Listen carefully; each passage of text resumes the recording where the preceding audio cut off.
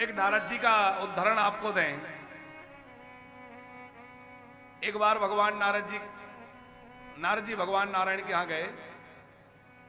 नारद जी के खूब सत्कार भगवान ने किया, बिठाया, जलपान कराया और नारद जी उठ के जब जाने लगे तो भगवान ने कहा कि लक्ष्मी जी से कि देवी थोड़ा प्रक्षालन कर लो, स्थान पवित्र कर लो।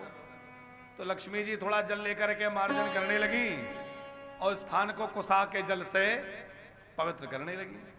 नारद जी ने मुड़ के देखा तो वो बात उनकी समझ में आ गई, तो बड़े दुखी हो गए कि भाई मुझ में ऐसी क्या खराबी है कि मेरे जाने के बाद स्थान को पवित्र करना पड़ रहा है।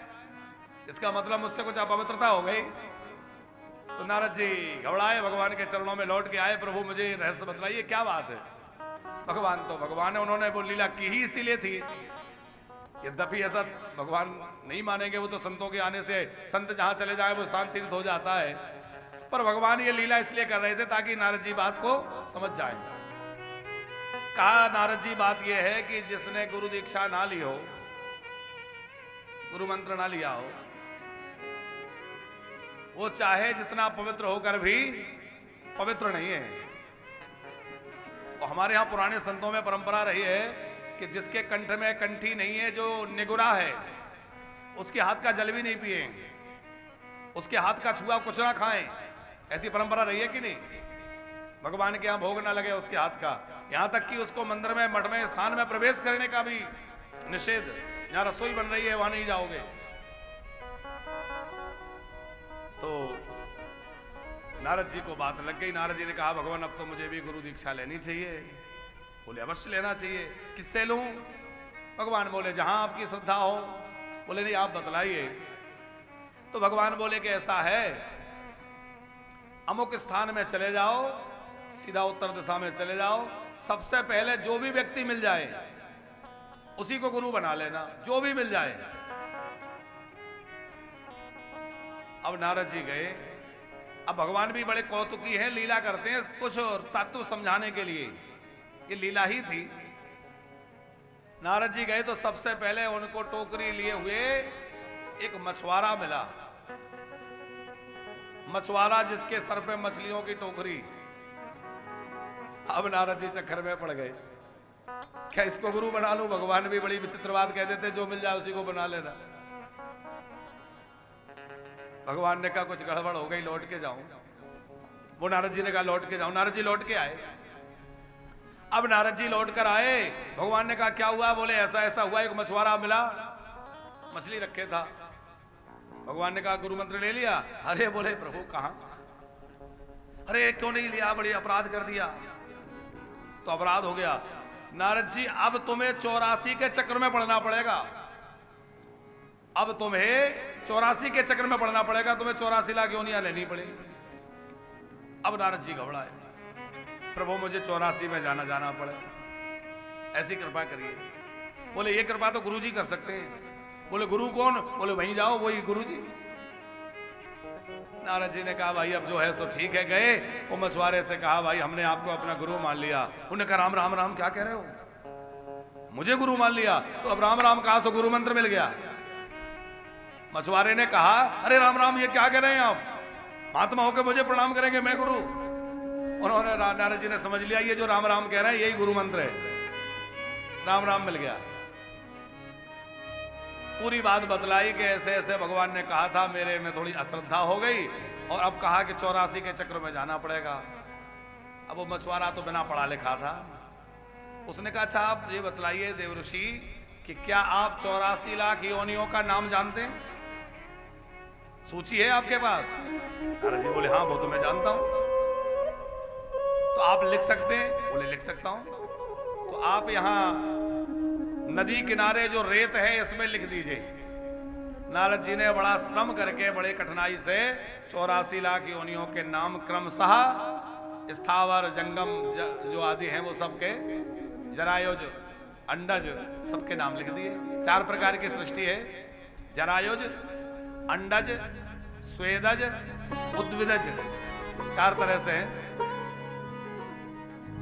सबके नाम लिख दिए। अब क्या करें? बोले अब ऐसा करिए कि यहाँ से लेकर के नाम जहाँ से शुरू है वहाँ से लोट लगाना शुरू करिए, जहाँ तक नाम लेके वहाँ तक लोट लगा दीजिए। तो भगवान से कहना कि चौरसा का चक्कर मैंने पूरा कर लिया। अब जहाँ से नाम लिखना शुरू हुआ था वहाँ से नारद जी ने लोट लगाना प्रारंभ किया और जहाँ तक नाम लिखे थे वहाँ तक लोट लगाई। भगवान से कहा 84 का चक्र पूरा कर लिया। भगवान बोले देखा गुरु का प्रभाव कि भले ही वो बिना पढ़ा लिखा था पर उसने 84 के चक्र से बचा लिया।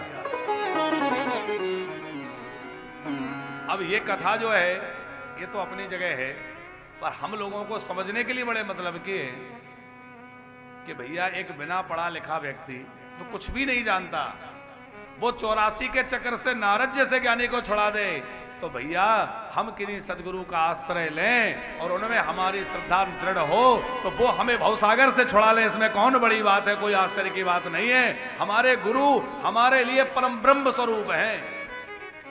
हमने जिनसे मंत्र लिया है फिर उसके विषय में संशय ना करें।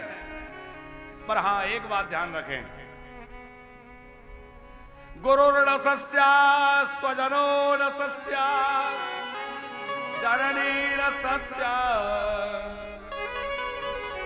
श्री ऋषभ देव जी वह गुरु नहीं है जो अपने शिष्य को भगवान की भक्ति में ना लगाए। शिष्य तो बड़ी श्रद्धा से गुरु जी के सेवा में समर्पित हो गए और गुरु जी कह रहे हैं हमारी पूजा करो, हम ही भगवान हैं, हमारी फोटो रख लो, ये रामकृष्ण की पूजा बंद, ये शिव जी की पूजा बंद है। ये बात हम इसलिए कह रहे हैं कि आजकल ऐसे भी गुरु खूब हो रहे हैं कि नहीं। नई गीता जी लिख ली, रेलवे स्टेशनों पे बांट रहे हैं। बोले मूर्ति पूजा सब बेकार है, ब्रह्मा विष्णु महेश सबके पिता कबीर बाबा। एक पंथ चला है बहुत पनप रहा है और वो इतना भयंकर धर्म की हानि कर रहा है और ये धर्म का हानि करने वाले किसी ना किसी दिन सलाखों के पीछे जाते जरूर हैं, लेकिन उससे सनातन की कितनी क्षति होती है विचार करने की बात। हम ये नहीं कहते कि हमसे गुरु दीक्षा लो, हम ये नहीं कहते कि अमुक महात्मा से गुरु दीक्षा लो, पर हम ये कहते हैं कि गुरु उनको बनाओ जो किसी परंपरा से हों। हमारे यहाँ परंपराएं हैं, रामानंदाचार्य भगवान की परंपरा है, रामानुजाचार्य जी की परंपरा है, वैष्णवों में निम्बारकाचार्य जी की परंपरा है, गौड़ीय मठ वाली परंपरा है। ये तो वैष्णव की 4 संप्रदाय मुख्य रूप से हैं, फिर इनके अवान्तर भेद हैं।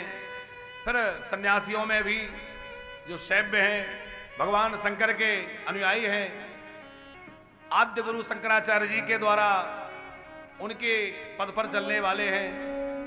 तो किसी ना किसी पंथ से या अथवा किसी परंपरा से जिनको मंत्र मिला है और वह परंपरागत मंत्र हमें मिले है। बात समझ रहे हैं हम क्या कहना चाह रहे हैं? स्वयंभू गुरु जी नहीं, जो अपने गुरु चरणों में बैठकर परंपरा से जिन्होंने वह मंत्र दीक्षा लेकर के और उस परंपरा को आगे बढ़ा रहे हैं, हम उन्हीं के आश्रय में जाएं तभी कल्याण होगा।